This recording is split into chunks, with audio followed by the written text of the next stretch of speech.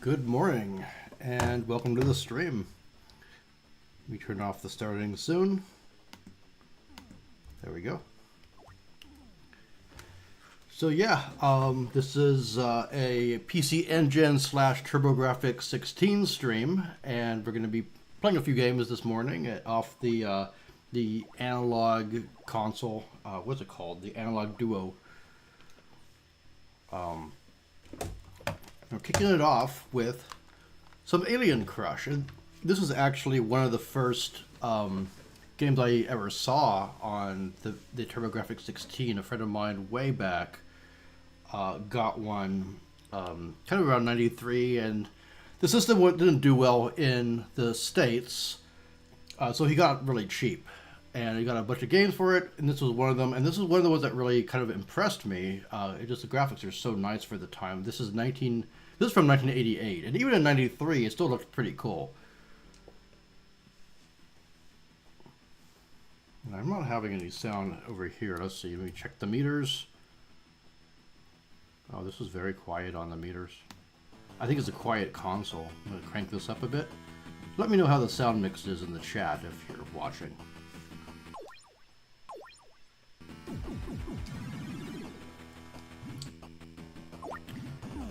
And so this is part of the Crush series, and it's about a short series, about 3 games of video pinball with different themes. So this one's about aliens, Giger-style xenomorph aliens. The second one after this is about, oh crap. The second one is called Devil's Crush. And that's the one that I think is the most popular. That's it's definitely more polished. And then they followed that one up. So that was, devil themed, which is very cool. And it scrolls instead of blinking between tables, which is nice. Unlike this one.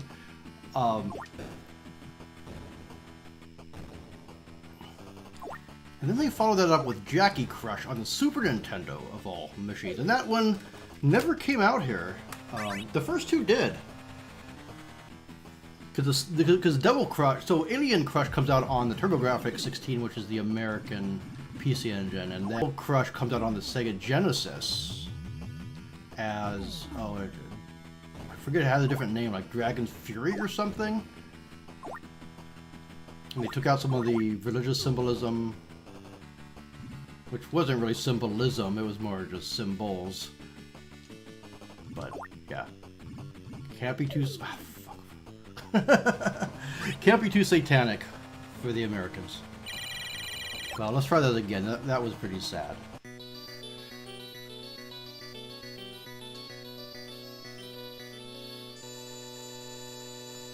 Alright.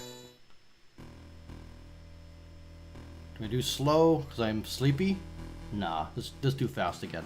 Let's just see if I can not suck.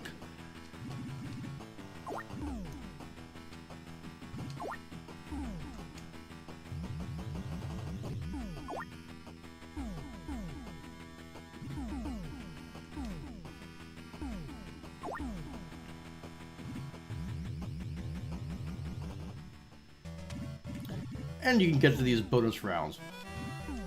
What I like about this series is, they know they can't make... You can't make an amazing pinball simulation in video, and especially not back then, because pinball is so physical. You feel the machine. And then the physics are, of course, very complicated. And these days we got the physics, we just don't have the feel. The thumping and everything. But back then, they knew they couldn't just on physics alone, on an 8-bit system, make a amazing pinball simulator, but they could add all kinds of really cool video gimmicks that real pinball tables cannot do. And I think this is really one of the better video pinball efforts. The other ones I like a lot are the HAL pinball ones from the kind of 90s, like, they did all the ones for Nintendo, like the Pokemon pinballs, and they did Revenge of the Gator, which is my favorite of theirs because it's just their own theme. And Kirby Pinball is very nice. Though I do find the Crush games to be a little bit more entertaining.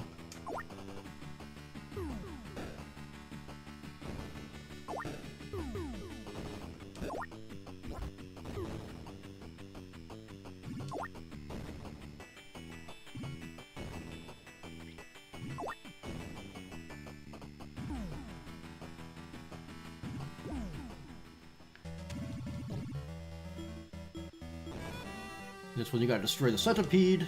These get really hard too because you can hit the targets really close to the drain, and then you're kind of and then that happens. Is there a nudge? I can't remember if there's a nudge in this. I think there must be a nudge. I get bonus points. Okay, I'll take them.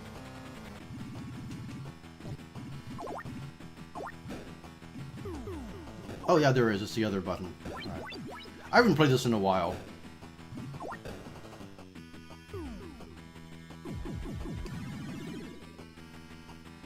But yeah, the colors on the PC engine are just great. I mean, it's really, for that era of consoles, it's really second only to the Super Nintendo as far as color goes. It's an interesting system because it has an 8-bit processor, but it's cranked up to the speed of a Genesis. And then they've got this really nice video processor. Now, it doesn't do parallax, but people figure out, of course, little tricks here and there. You know, kind of like the Amiga. Amiga doesn't do... I mean, it kind of does parallax. It's not fantastic. But, you know, the developers get clever. They get it done.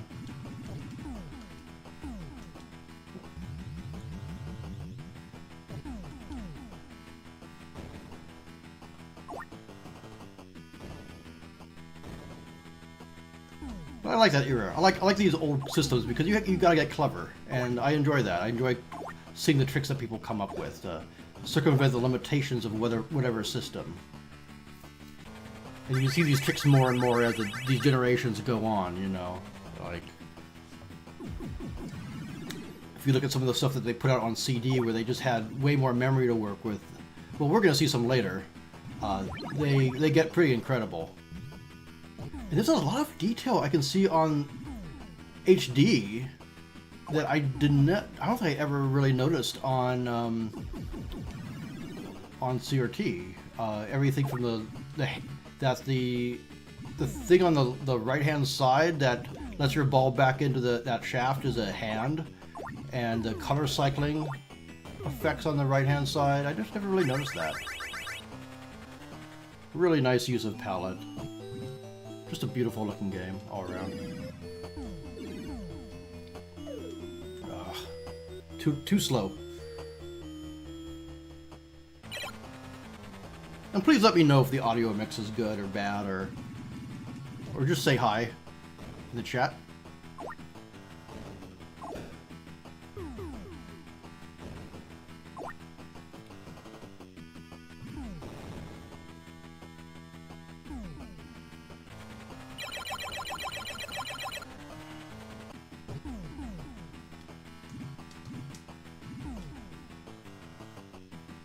I forget all the rules to this game for all the multipliers and stuff. That's the thing I'm the worst at with pinball, is remembering the sequence of events you've got to do to get a high score. The modern ones I find quite overwhelming. Modern being like probably anything from the 90s and beyond. Maybe even some of the 80s ones, I don't know.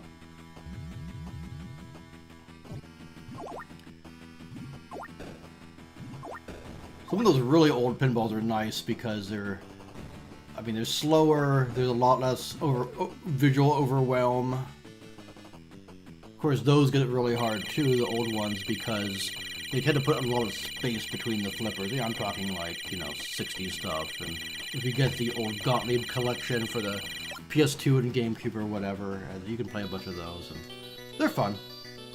Anyway, let's swap this out, now that I'm warmed up. If I can remember how to get to the menu on the analog. One of these buttons, maybe. Is it up and start? Up and... No. Well, you know what? I can also do this. I can turn it off and back on.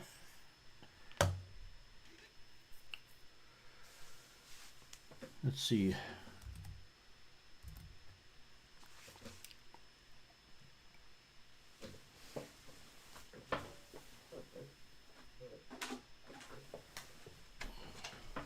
Now this game coming up, this is why I bought a PC Engine in the first place way back in 06 or so. Because it's a somewhat rare game. I played it at a friend's house and thought, man, this is rad, I need to get a copy of this. And I found this online store. It's no longer around, unfortunately, but it was called Wolf Games.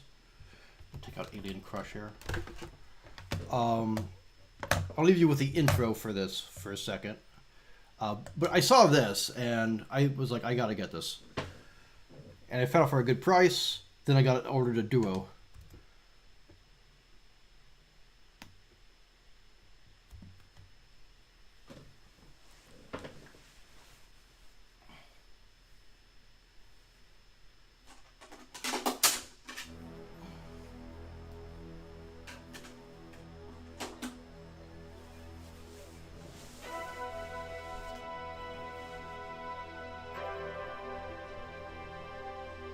Yeah, we're just gonna watch the intro here because it's cool. It's cool as hell.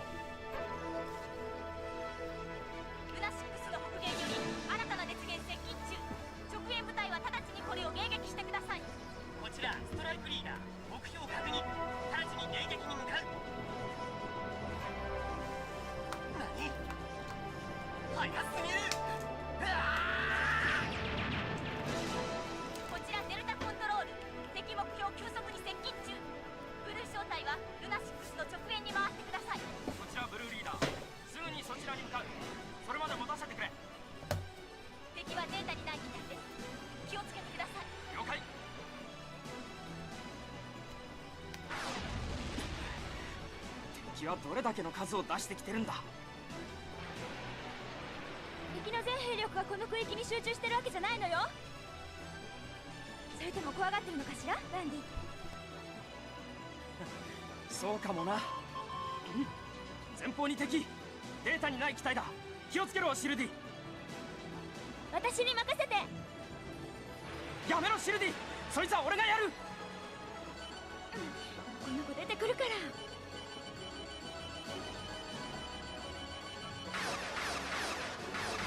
早い。避けられた。どこ？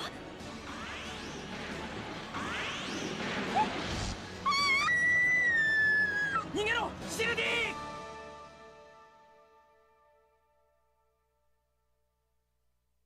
シルディ。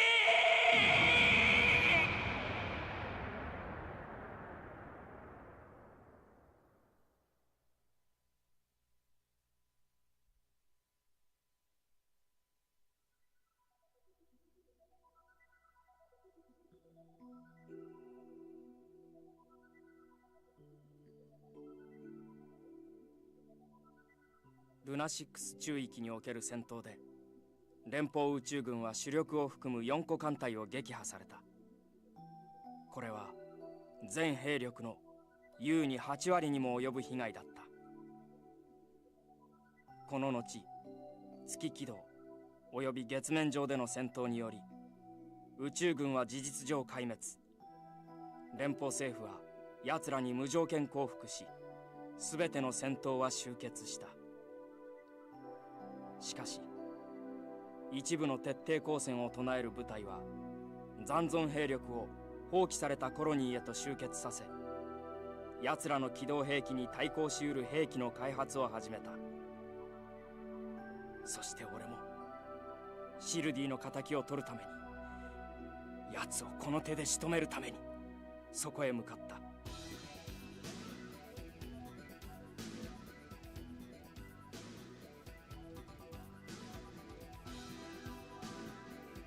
3年後、ついに奴らの兵器に対抗しうるシステムが完成し、その時が来た。 Hi, Krusty Retro. Thanks for joining in. I just saw the chat. I've been subbed for a while now. Thank you very much. Oh, my Super Burnout video. Yeah, one of my favorite things on the Jaguar. ナビゲーションシステム、ブートアップ、フライトコントロールシステム、スクランブルモードにセット、メインおよびサブジェネレーター始動、FCS 作動確認、全並走使用可能です。レイ、目標へのアプローチコースを指示してくれ。了解。発艦後のコースは方位0035、距離 2.5 パーセクです。スラッシャー、スクランブルデッキに固定。射出面へ移動してください。スクランブルデッキ、射出位置へ固定。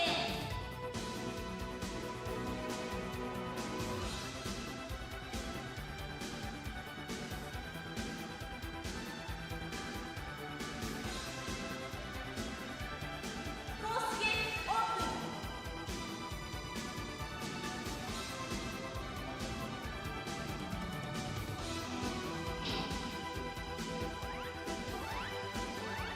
スラッシャー、射出準備せよ。全システムオールグリーン。スラッシャー、発進せよ。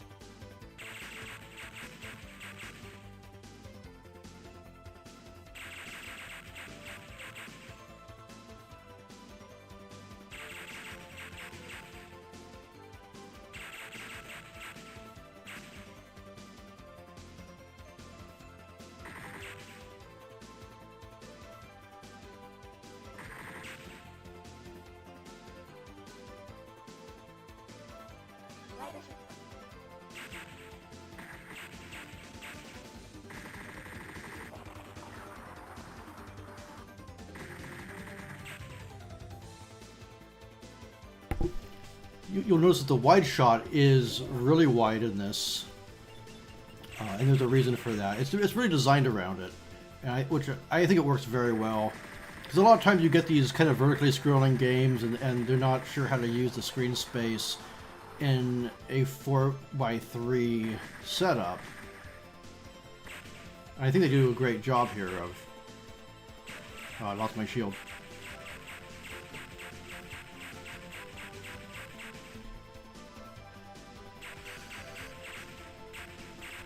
See, it's about that wide positioning. Oh crap, I was overzealous. I crashed right into that guy. Hey Gegs! You see, want to see seated back when you had a duo R. Yeah, yeah. I think I was eventually able to do that at one point 20 years ago now. Oh, those trouble with you, yeah, it's one of those games too where you power down and it's gets a bit harder.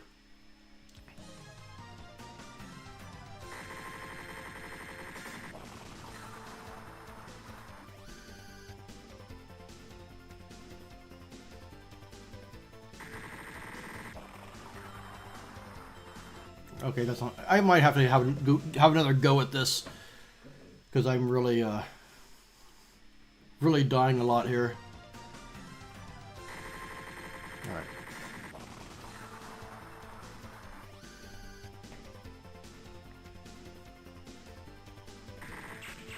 There we go. I'm gonna always prioritizing targets too.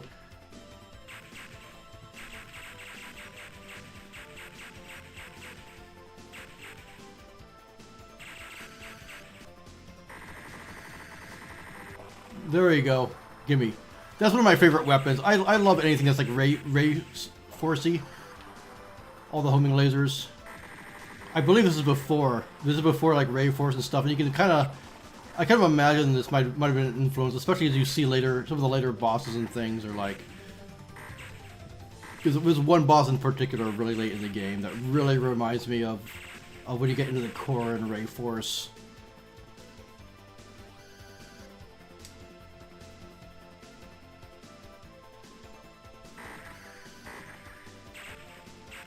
Yeah, not having a side weapon. Ah! I was gonna say, oh no. Not having a side weapon in this game is, you're very vulnerable. Just like Gradius or something. Somehow this game pisses me off less than Gradius.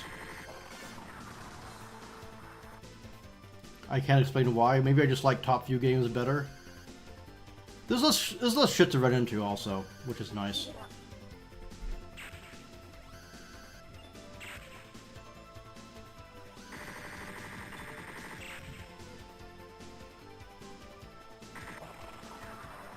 I think it was right before the boss, right?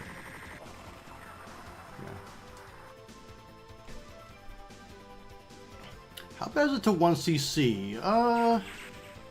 I feel like it's one of those games that's so heavy on memory, and you have to kind of get past every segment anyway, that you kind of get there at some point, whether you want to or not. I don't know. Like you work out all the strategies for the different segments, and like, you know, you can't die on any of them anyway, or you get sent back.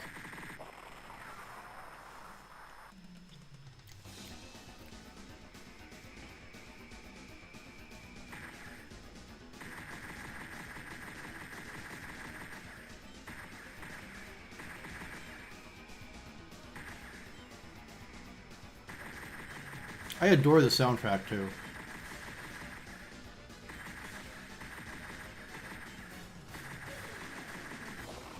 It's all about those wide lasers.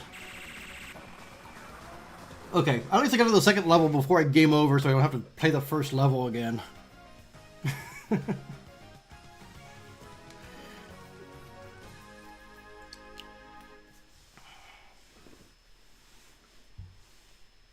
I really should get into R-Type one of these days.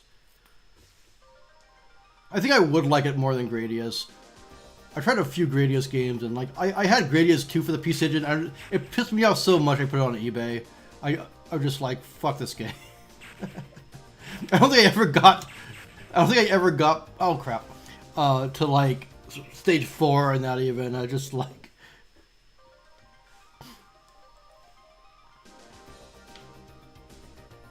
Man. I'm doing pretty rough at this. I imagine booting it up and it being like, oh, I don't remember this game being that hard. No, it's hard. I just played it a lot. It's funny how games can do that. You like, you know, you remember the difficulty from the days when you were playing it like every freaking day.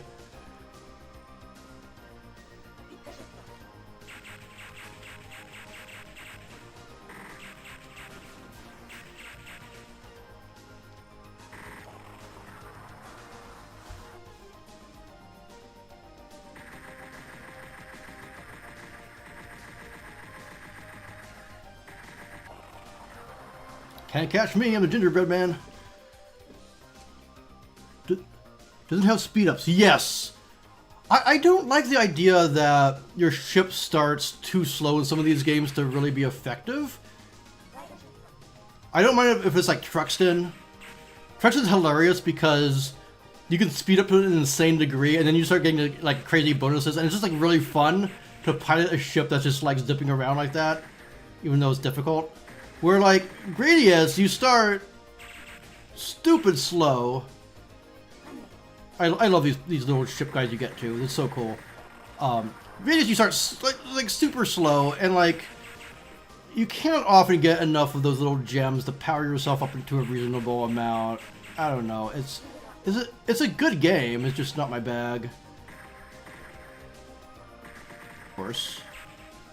Though I have an admission that I've never made it past the fire stage on Nintendo Life Force because there's no voice telling me when the flames are coming, and I do nothing but die on that thing. But I've gotten pretty far in Arcade Life Force, back when I played a lot on the Saturn. But Saturn's got actually the Salamander collection just came out, right, on a Gradius collection on modern consoles. Salamander 2 is, I think, is really fun. That might be my favorite of those games. That's it. All right. That was easy. I guess I'm warming up a little bit.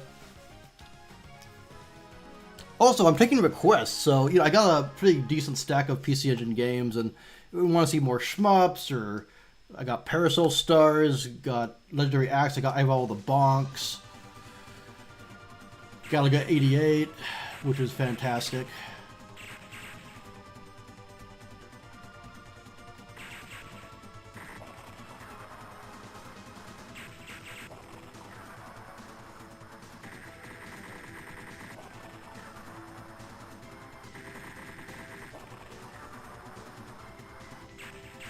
That part is actually pretty hard if you're not powered up too. I remember dying quite a bit on it. Yeah, I don't understand games that like start you off with really shitty weapons. Like even Doom. Like I love Doom a lot, but like that pistol, man. They gotta start you with a shoddy. Duke did the right thing and make it an auto pistol that has like insane auto aim. That was the right way to go. Even when I first got Doom, it bugged me. Oh, this guy.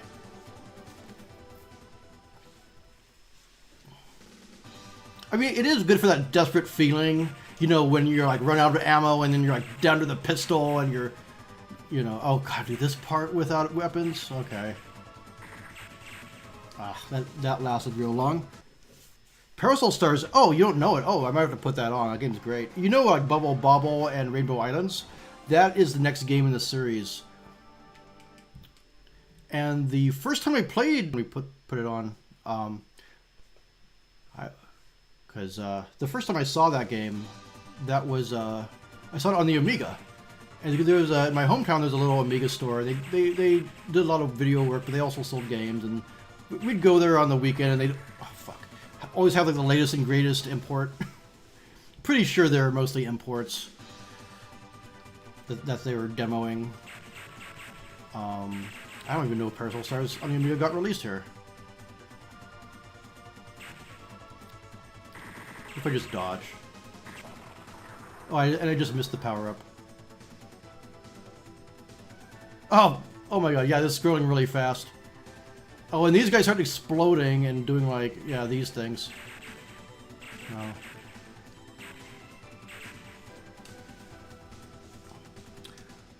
Oh, Thunder Force 5 was great. Though I've never gotten the good ending on Thunder Force 5. Yeah, I guess I've never once CC'd it. I think I've one credited it to like the last level or the last boss or something, and that's me with so many games.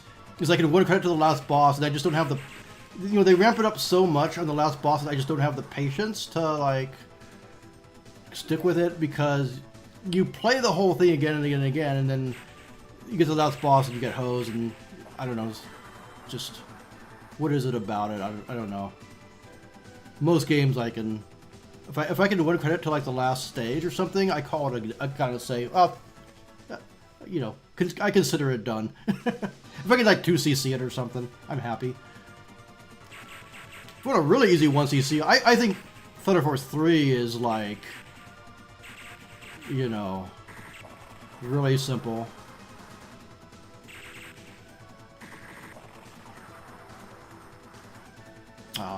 Too late. Too slow.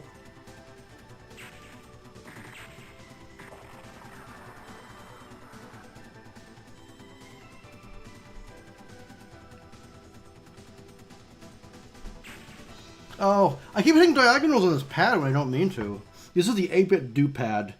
I wonder if I should switch it out for the real deal.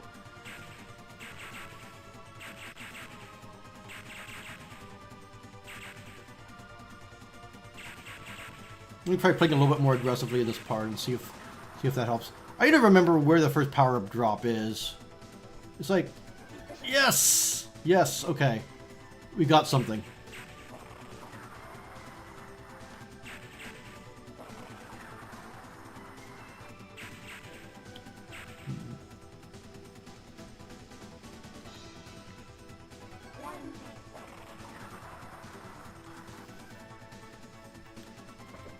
No, I just have to not die. I think there's like a really way you can cheese this mini boss out, and I've actually never.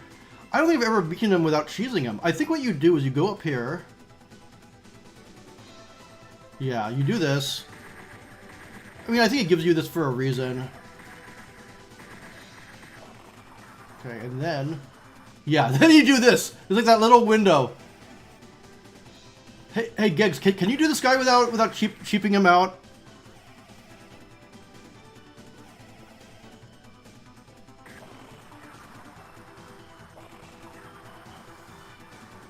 Because I sure can't. So here's where it starts getting more like... You got the walls now like it's a side-scroller. I love vertical shmups that have, like, kind of these maze-like walls and stuff like this. I don't know why I'm such a sucker for it. Maybe it goes back to Xenon 2 really, like, blowing me away way back when. Xenon 2 is, like, actually a terrible game, but from a technical perspective, when it was released, it looked real cool. Just really high color. There's, like, 3 layers of parallax. Forget that it runs at like 30 frames a second or something. And honestly, they probably could have gotten it to run a little bit faster. I think it's one of those Atari ST games.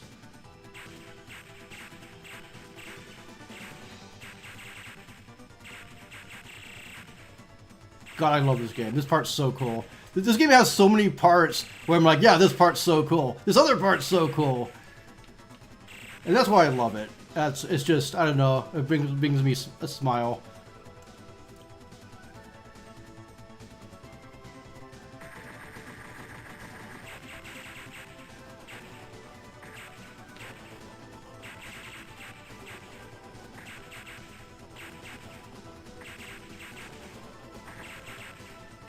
I don't think you can actually kill this guy.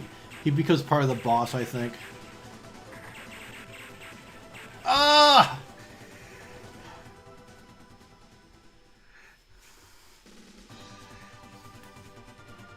Yeah, we're getting to the age where it's like, yeah, that was 25 years ago. My worst 1cc attempt, I never went back to it. I was, like, I should have when I was fresh, but it was Tsukio Gurentai or Teradai, I can't pronounce it right. But I was done in my last life, killed the final boss, and then there's that bonus boss. And I thought, oh, I'm going to rack up some points. No, you're not going to rack up some points. You're going to die. And that's what I did. And that was game over. And that super sucked.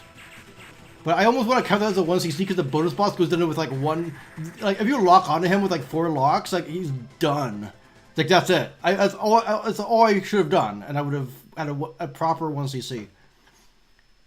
But no, I had to be fancy. We'll see if I remember how to do this guy.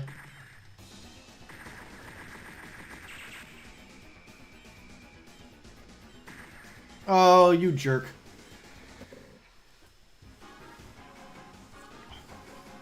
Well, let's see if I can get to, like... Does it start me at the beginning of the... Ah, fuck. Starts me over here.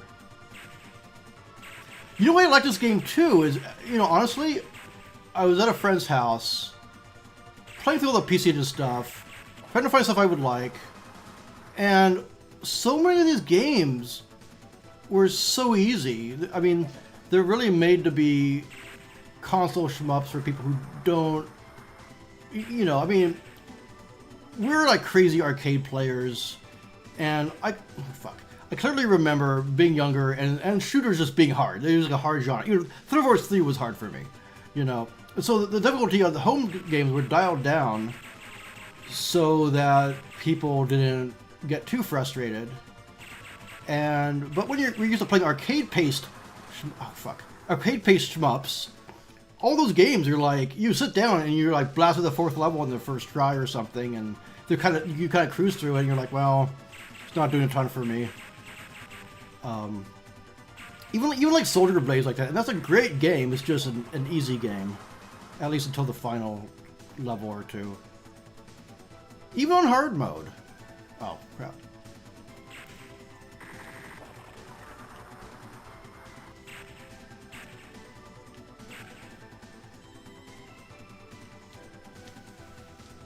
Wow, this is such a difficult game.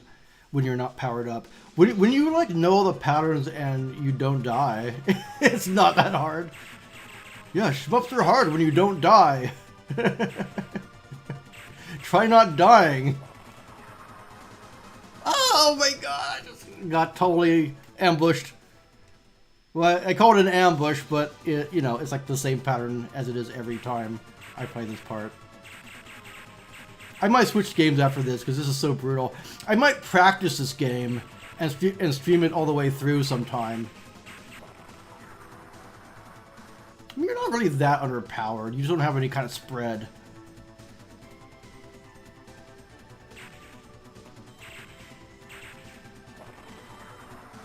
So you do these guys, and then this other dude comes up from behind. Yeah, and starts spamming the red shots. Okay, yeah, you have to at least take out. Yeah, I'm gonna stream this again at some later date after I get reacquainted with it.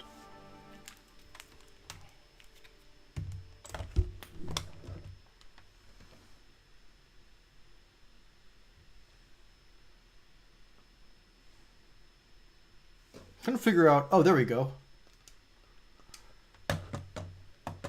How do I eject this? Let's see. Parasol Stars. I'll be right back with that.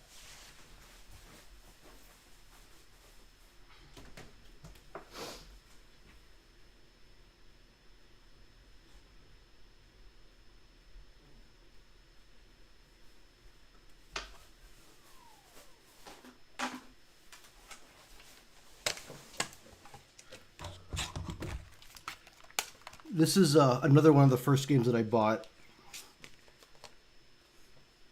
And I can finally play it because I got the, you know, I found, oh crap, I just broke the tab off this fucking case. I got the domestic release, the TurboGrafx release of Parasol Stars because the price was alright. And I was hoping maybe I'd get an adapter for my PC Engine, or maybe I'd buy a TurboGrafx someday, and neither of those things happened. But when I finally got the Analog Duo, I was like, no, I can, after 20 years, I can play my copy of Parasol Stars.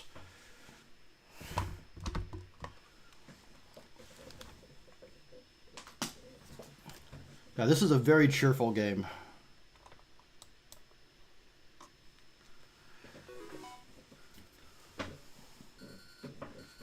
And the Amiga port is quite good too, except it's one button. And if you can deal with that, it's great. And I can, I'm so used to it. Console players might not be happy. Though up the jump is like makes way more sense on a joystick than it makes on a D-pad. Like if you're playing up the jump games and you're using a D-pad, it's actually a bit more painful. So what you do with this one is it's kind of like Bubble Bobble, where single screen platformer for the most part, and you kind of tag stuff with your parasol. They turn green.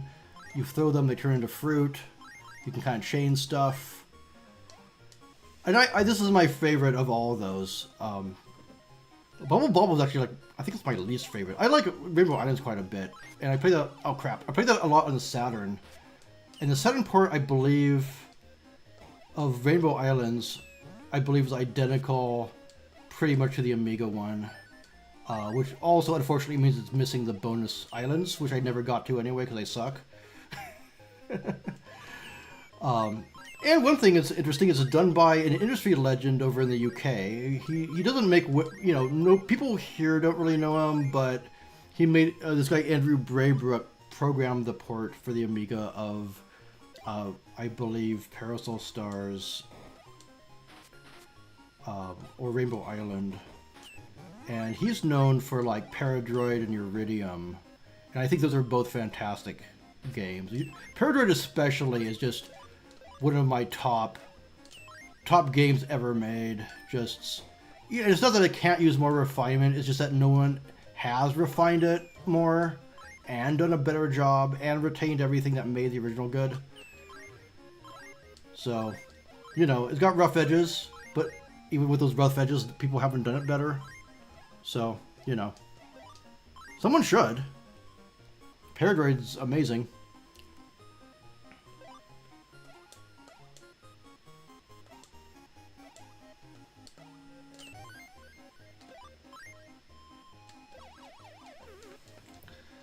Tune in for Lewis dying when he shouldn't be dying. I'm probably talking too much. Yeah, I'll blame it on that.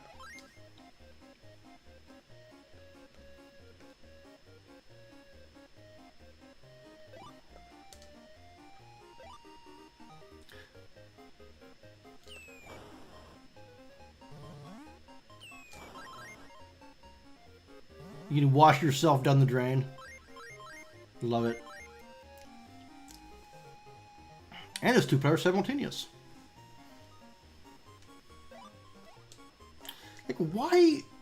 I don't understand why this game's never seems to get a re-release. There's like a million Bubble Bobbles, you know, and I know this doesn't have the name recognition, but as a game, it's awesome. Yeah, it's the same series as Bubble Bobble. This is, if you look at the title screen, it says the story of Bubble Bobble 3. And so Bubble Bobble is weird because it's like the first one you're dragons, and then all the other ones you're like turned back into a kid, I think. I don't know what the story is, but I don't know why the music is Lambada.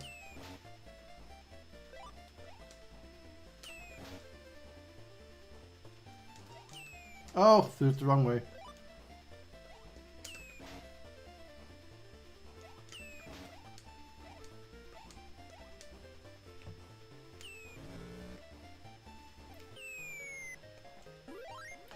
I was able to crash a soft lock this game once because there's some level where like there's a gap and the enemies kept just like, what were they doing? It was like they kept just like floating down the gap and I was unable to reach them. It was really weird. I can't remember if that was on emulation or not though. I've definitely seen weird stuff happen on emulation that. Like logic problems on emulation that don't happen on, like, you know, like I don't think I've ever gotten Sonic the Hedgehog stuck in a wall, except for on an emulator. I'm not sure what the reason is, but could be luck.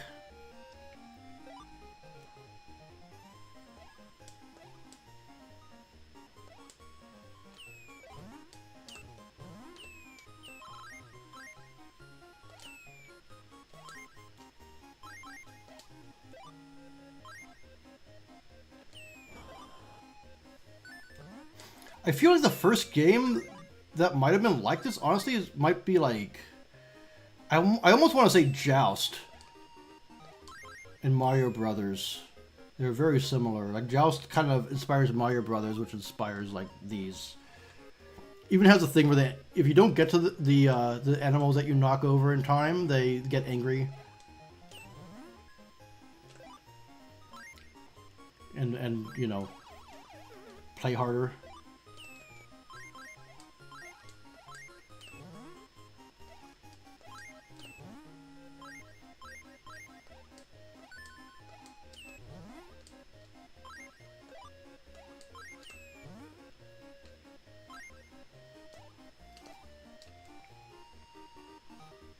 Bust-A-Move, yeah. Bust-A-Move was their puzzle game.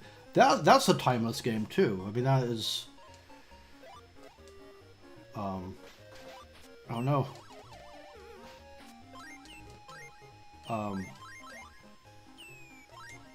Yeah, Bust-A-Move is fantastic. Oh, man, this is bad. This is bad news. I'm in a bad spot.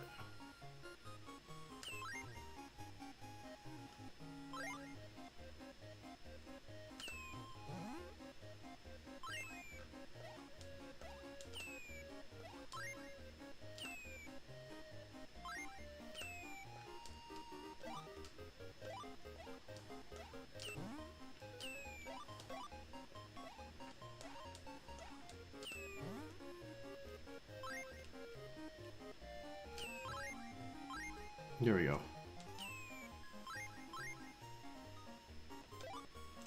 Oh shit! That's vicious!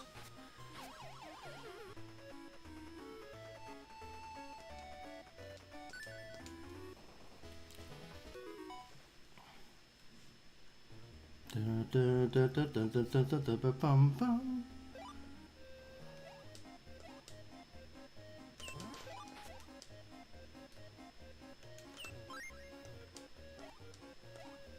Come on, let me up.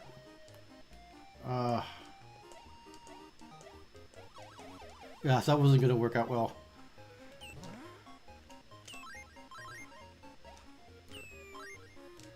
Okay. What do I have to do here?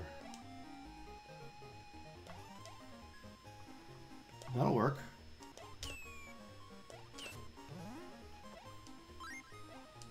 There we go. Yeah, really interesting series. Taito has a bunch of these too, like Don Doku Don is an early one here. I can't remember some of the others. There's some really obscure ones I think that predate Bubble Bobble, and I don't totally remember what they're all called.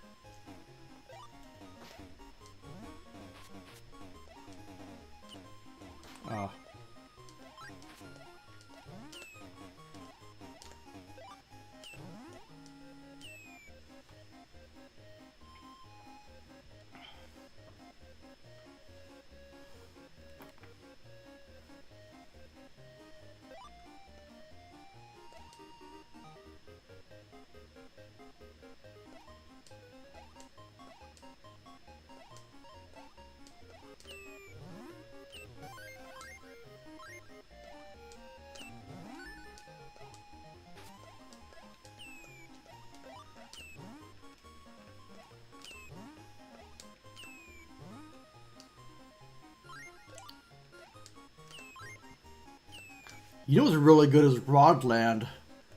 Rodland's amazing, and it doesn't. I don't know. I don't think there's a port that came out here of it. It was a good one for the Amiga, for no apparent reason. It's part of like every European system, and it's just one of those like. I think there's some games that are like they're not popular. Oh, I see what this is doing. I forget. You have to get this guy down. Oh no. Oh no. So like...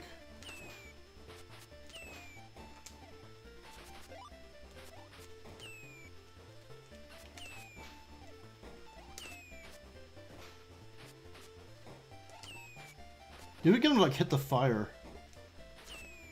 Oh come on, that didn't do it? Oh wow.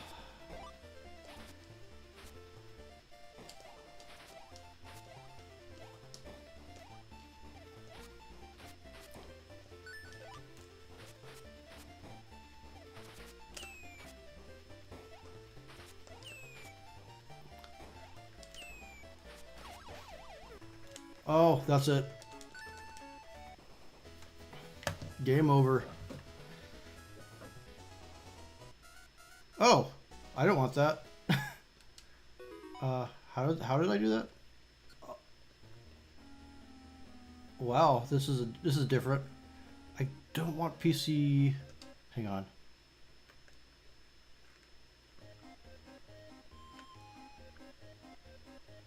Whatever. All right. Select and down? Alright, quit game. Alright.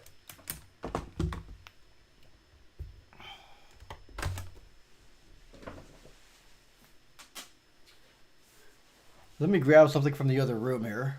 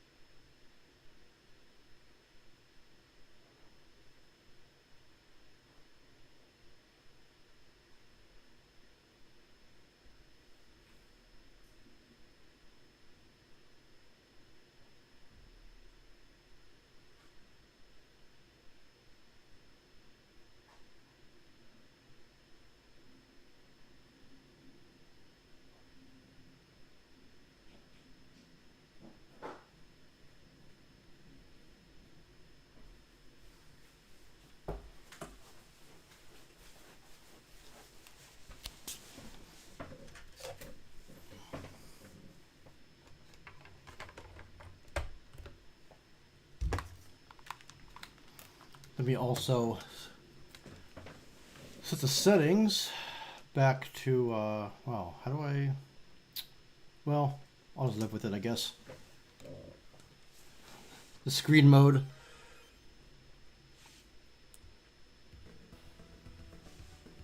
You got Soldier Blade on the handheld mode here.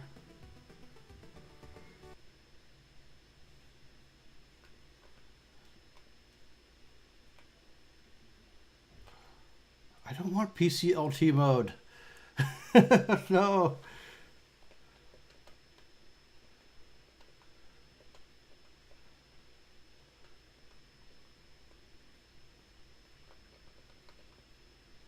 Hang on, let me read the manual. I have it pulled up here.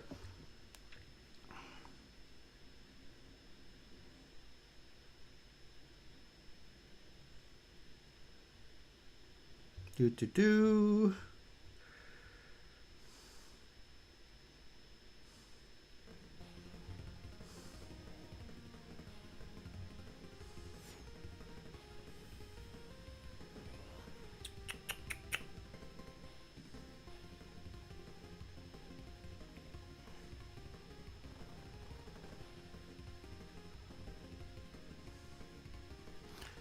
Hang on.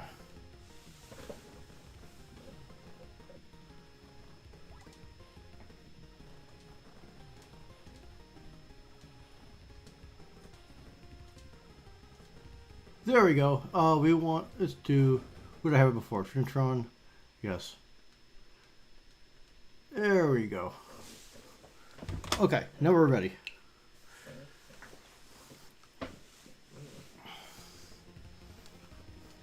But despite being easy, this is one of my favorite shooters on the system. Just a fun play. It's kind of like Moosh is that way too, where it's like it's not super difficult. It's just really fun. You kind of put it on, play through it, enjoy it. I don't know. It's not the bragging rights. It's just the ride.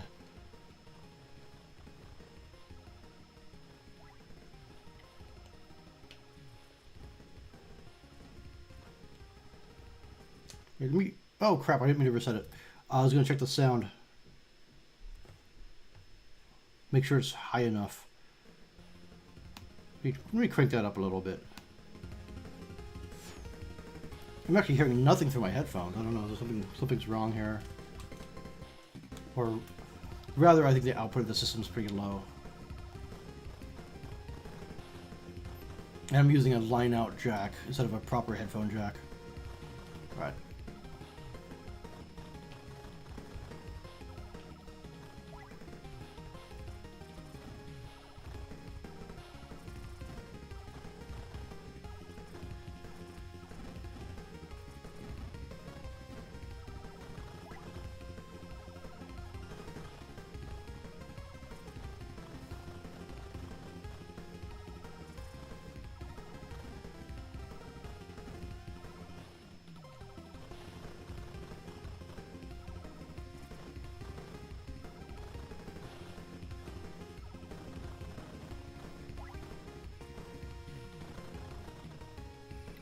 How's the interlace doing on the laser?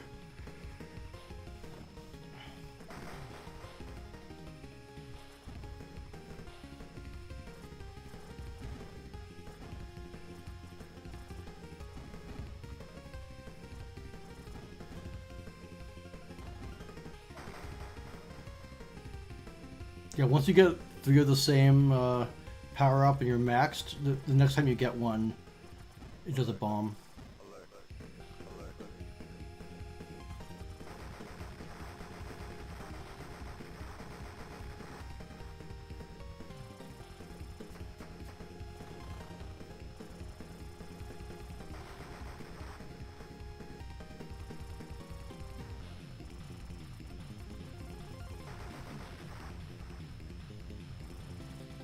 Yeah, what I liked about Nexzr that really was just such a challenge for a made for home game, made for home shmup. Of course, then you got Gyrus, which is even harder. I've barely ever gotten anywhere in. Maybe I should play that one more someday.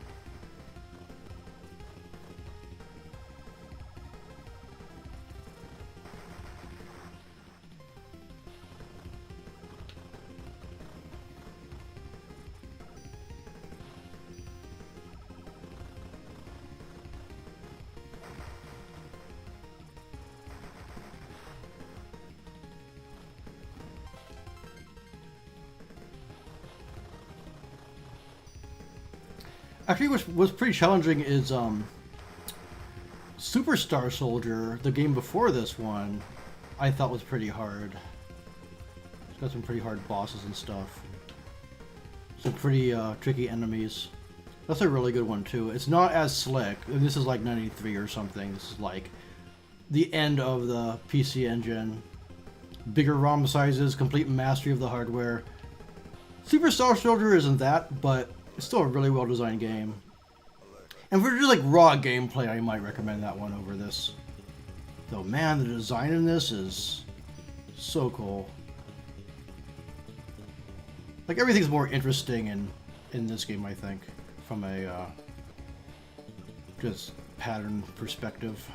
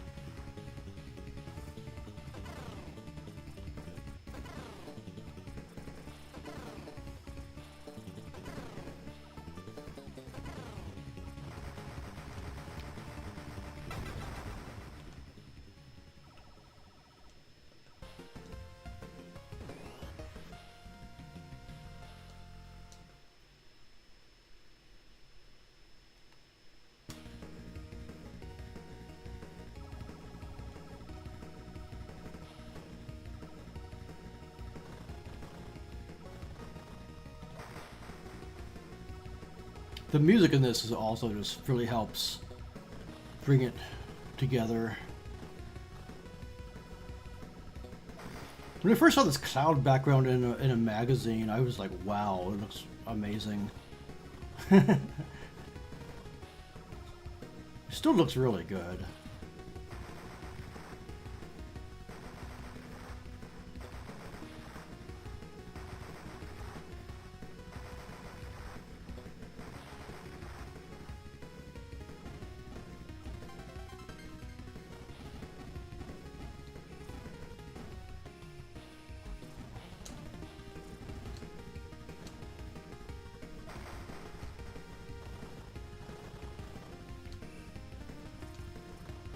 In hard mode, each of these like shoots out a bunch of suicide bullets.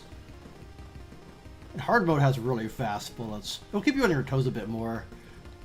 So like if you're starting to get bored by the earlier level, switch to hard mode.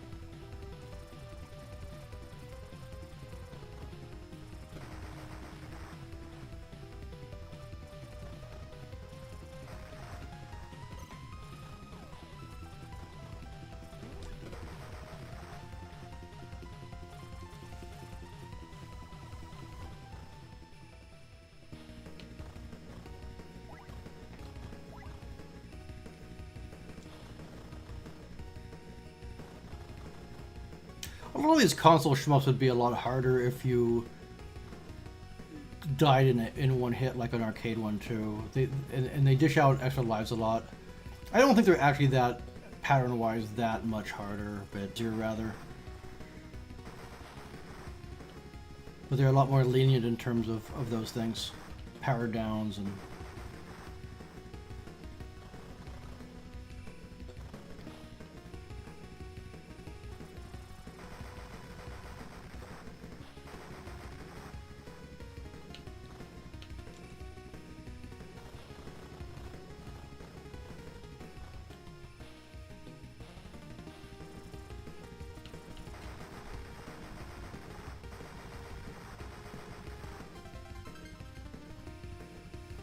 Notice the system cannot do parallax.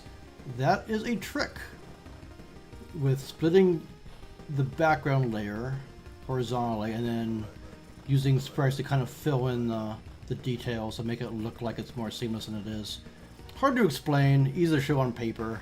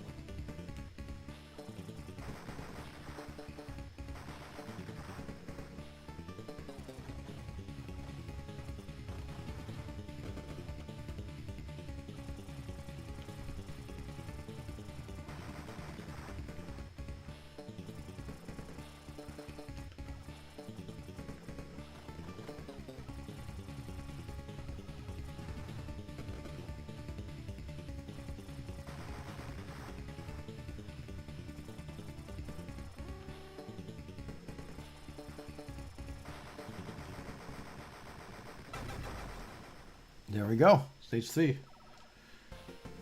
Yeah, the stages are long too.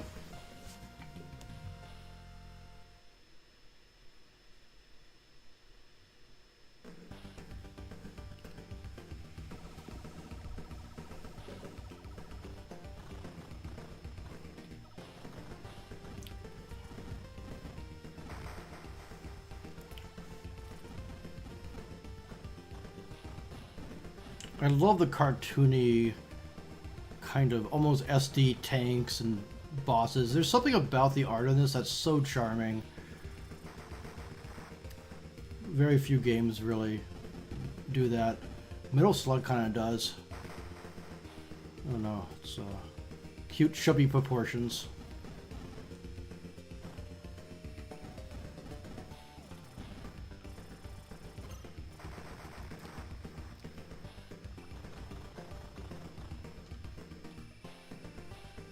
But yeah, back in the day, I wanted to get a TurboGrafx so I could play this game, and TurboGrafxes were cheap. They're like, the local game store were just trying to get rid of them for 20 bucks. And they didn't have any really good games left over, though. They're all picked over. And I asked about Soldier Blade, they were like, oh, I never heard of that. So I kind of gave up.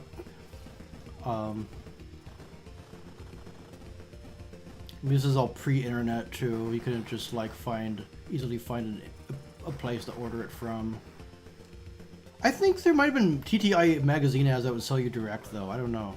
I should have just done that. But I was a little kid, you know. I was like 12, 13. I didn't know. That would have been dope to have this back then, though. But then not too long after, I just got obsessed with Doom after that came out. And then just FPSs for the next few years. And the consoles went into the closet, and I dragged them back out somewhere around 98. I was like, wow, these games are actually really good.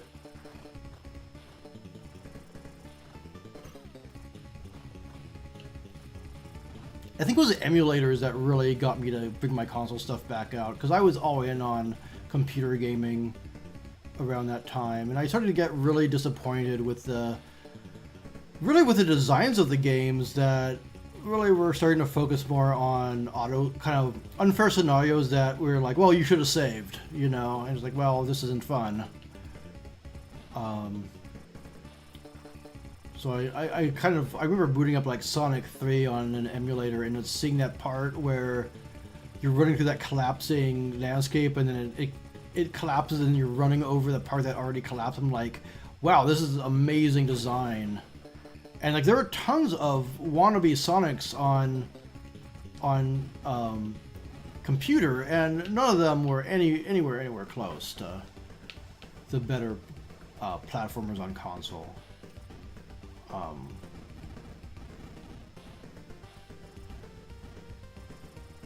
So I got way back into consoles and never been there ever since.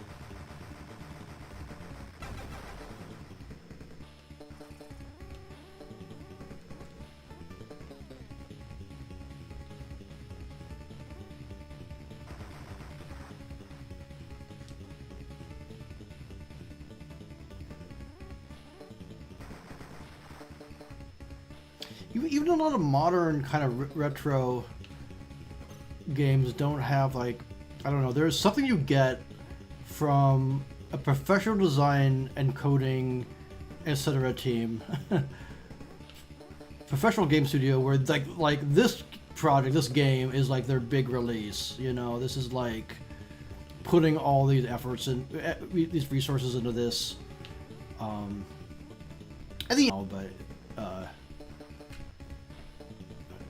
still got to play Eartheon, and there's another one for Genesis. It looks really good. But yeah, I mean, games like this would be on the cover of magazines, you know, and they were the big releases.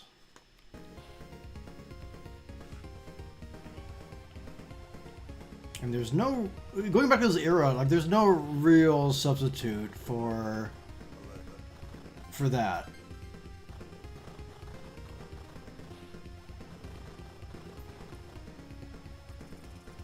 It was a pretty special time and place.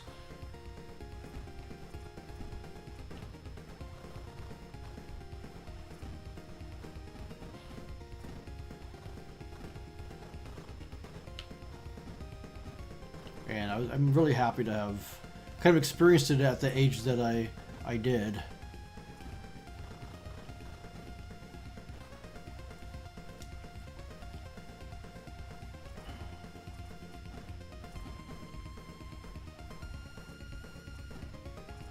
I think one of the reasons I got out of consoles too is, like, when the new ones were dropping, I was looking at them and, like, you know, they're kind of expensive, and they weren't, I don't know, like Saturn and PlayStation didn't really blow my mind.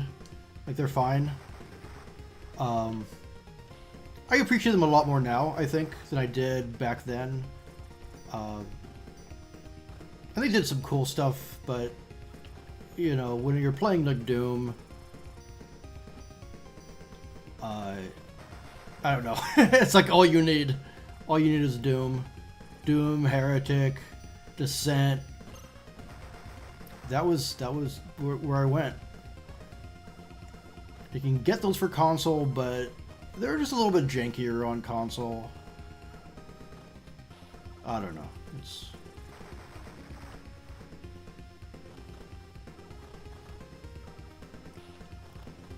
because, yeah, like, you know, when that generation, for the first 32-bit systems came out, they were like, you know, the cheapest one was the PlayStation at $300.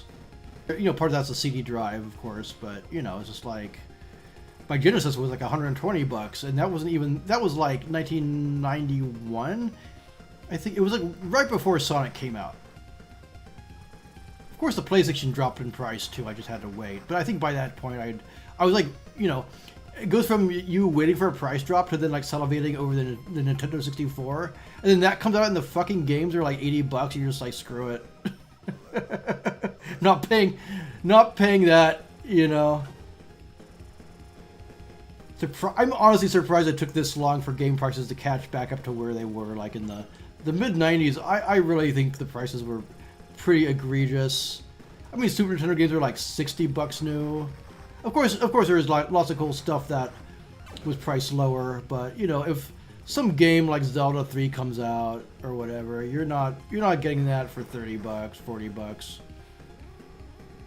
Genesis games were 50, which seemed like a fair enough price for the most part. But yeah, SD4 comes out, it's just like a, you know, it's like, what is this, a Neo Geo? I mean, I guess kinda. The card sizes were pretty big. But yeah, it was really discouraging.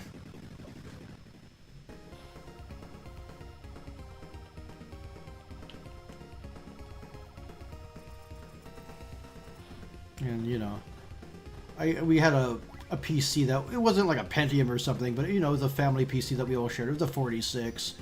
And so I could run all the FPS games and Descent and all that stuff fine on it. I played through, like, Screamer at, like, a really shitty frame rate. Played through Quake at a really shitty frame rate.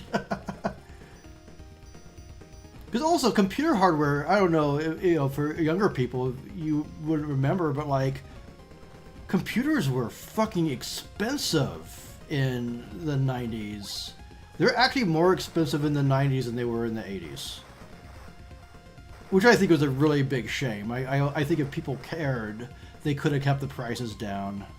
But they didn't, you know.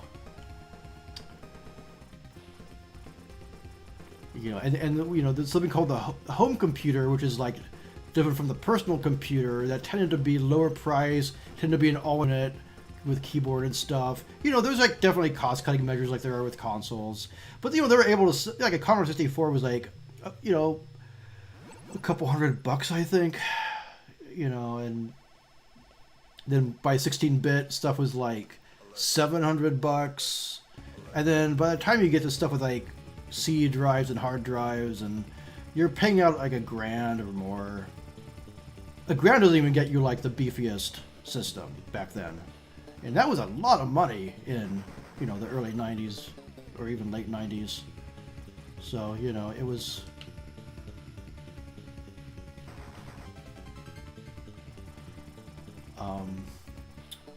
so consoles I think were really appealing if you didn't have a PC yet.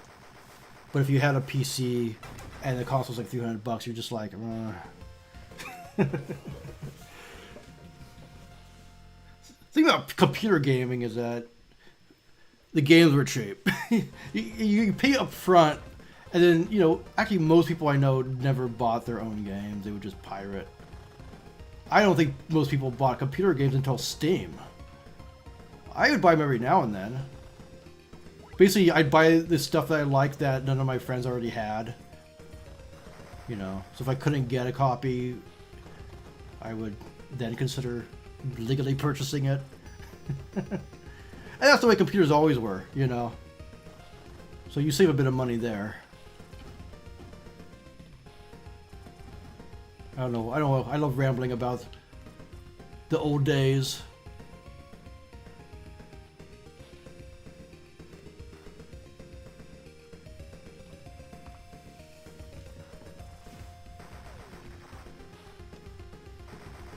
But yeah, a lot of times the attitude was, why should I pay for software? I paid for this hardware. You know, that was often the sentiment. And things are very different now. And, you know, part of the reason now is like, you know, you go on Steam, you can buy, you know, you amass this crazy collection of, you know, a bunch of games that you'll never play. That did not exist. So in a lot of ways, things are so much better now. You know, you can get hardware for pretty cheap. I mean, you can get like a little mini PC for like the price of probably cheaper than a Switch too at this point. But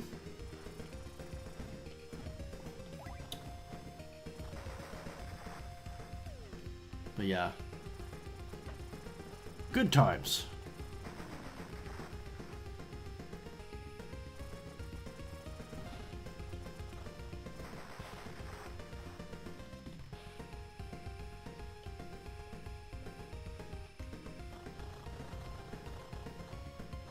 I see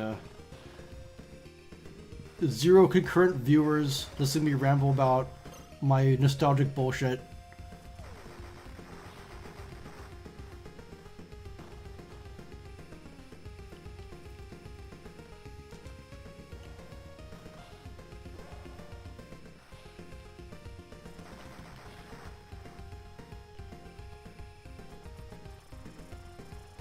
Actually, one market that was kind of like Steam, it's so unique in the world, I believe, is like, at least in the UK, maybe in the rest of Europe, in the 80s, games came on cassette, which is great because you didn't need to buy a disc drive. And then a lot of them were sold for just a few bucks. So kids were buying games with their lunch money. And that was, you know, and they weren't like super, you know, they were budget games, right? You know, they weren't super fancy games. A lot of arcade ports, which is no bad thing. A lot of little racing games by Codemasters, who later went on to do the Micro Machine games, and these kind of play similarly. But yeah, the fact was that you could get games for cheap, and you could not do that in most of the world. Not new games. So that was pretty cool. And a lot of the games I think were kind of buy-in for teenagers, which is something that you didn't often see either. I think because computers were so ubiquitous over there instead of consoles.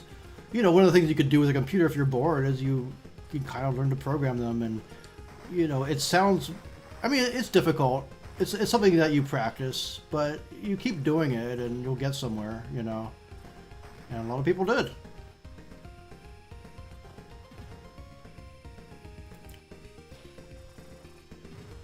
And that was, I think that's very cool.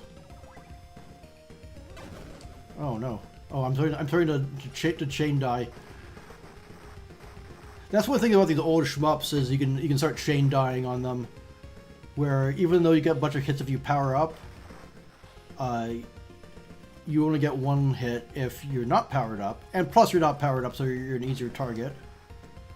And the game is balanced around being able to take multiple hits, so you start just like hemorrhaging lives. But it gives you a bunch of lives to hemorrhage, so, you know, it's all good. Oh, no, I forget about those little missiles.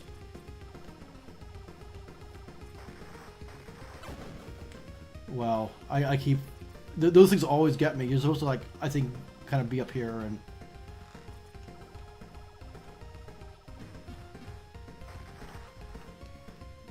Alright.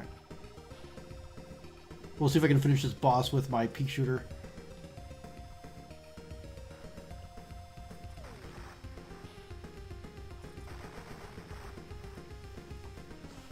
I'm probably going to wrap up the stream after this guy. After this game. So whenever I run out of lives.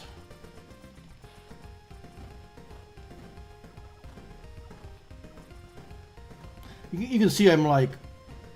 You know what's funny is the early memories... the early levels in these games get like seared into your brain forever because you played them a million times. And the later levels, you haven't played as much. So... you forget them a little bit more easily.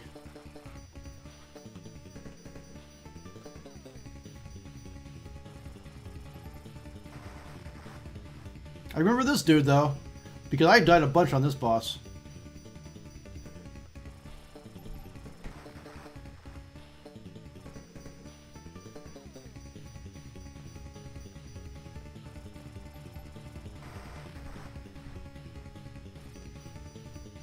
I think what would happen is the first boss would take out most of my lives, and then this guy would finish me off.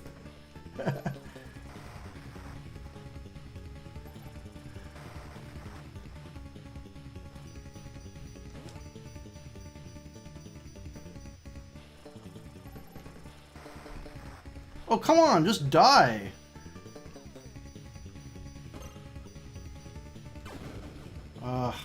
Oh, really? Really? Okay, double KO.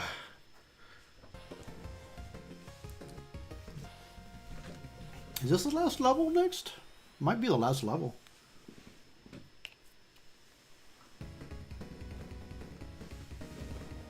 Yeah.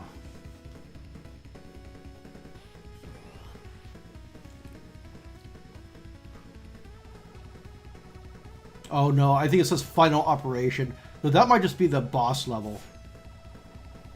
I think this is, yeah, this is the big base level. That's super cool. With a super psychedelic boss that I mean, I'll guarantee I'll game over there if I Oh man. One thing that's important to remember in this game is that when you bomb, you jettison your current power up. So if you see something where you want and like here where you can see the laser that you can power up by collecting 2 in a row, but you don't currently have the laser selected. But if you jettison your pod, you'll get a laser because you get the next weapon in line.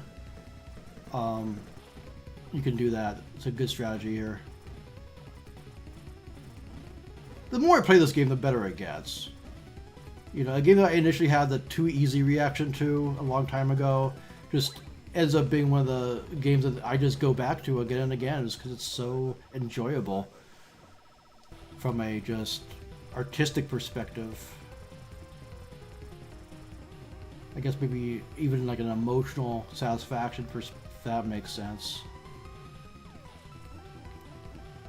I get, you know, when I play these games, it tends to elicit like, I mean, not like you don't want to. It's not like a tearjerker, but you're on the edge of your seat, you know. Now, one thing I noticed about this game is it doesn't often. It allows you to get away with just like hiding out at the bottom of the screen and stuff a lot. Like they don't send stuff out at the very bottom to get you.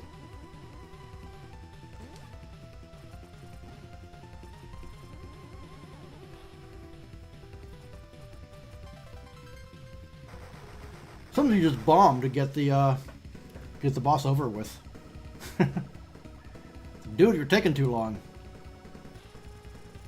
Oh, you can see some sprite breakup on the door.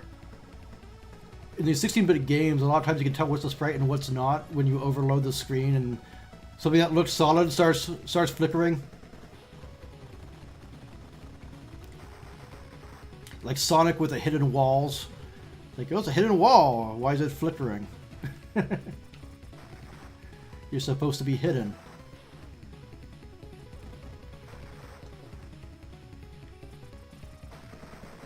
Watching glitches in games is a good way to figure out how they work under the hood. And I love knowing how these systems and games work. It's funny. I've studied a lot of retro game programming and retro hardware. I've never finished anything, but I have the satisfaction of knowing how the stuff kind of is put together.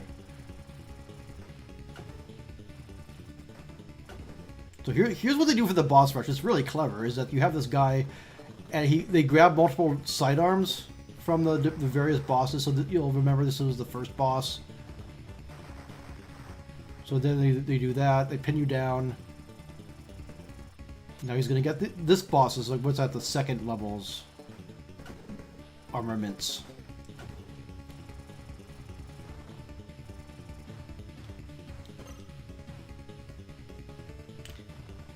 And of course, if you think you're going to get hit, bomb, because otherwise you lose a level of power and you don't get a bomb either.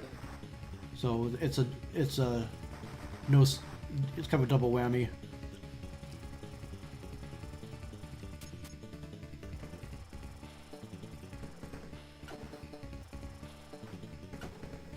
I really like this analog duo system. I kind of regret not getting the Genesis one when it was offered.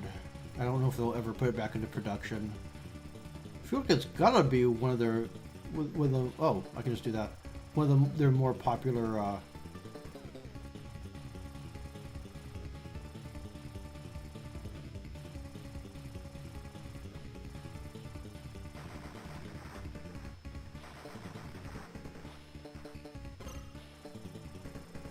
Oh, what just hit me?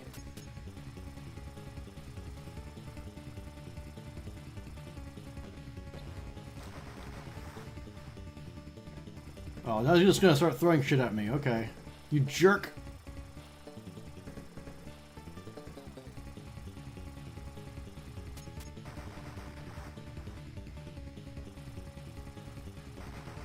There we go.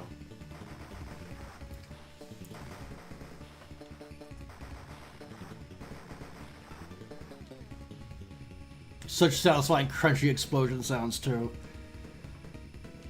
That's the thing, is the PC Engine was actually really good at digitized sound, too. It's such cute hardware, and the... Just from a visual standpoint... Oh, no. I was trying to get that. It's cute hardware from a visual standpoint, like, how aesthetic, I guess. But also, there's something about the 8-bitty... There's something, like, weirdly 8-bitty about because of the way it's designed. That makes it kind of cute, too. It's hard to explain. Like, the sound chip is cute. It's like, it's not FM, it's not... Oh, well, there we go, game over. I think that's it for the stream, guys. Yeah, so, that was Soldier Blade. And I guess that does it. Thanks for tuning in, everybody, and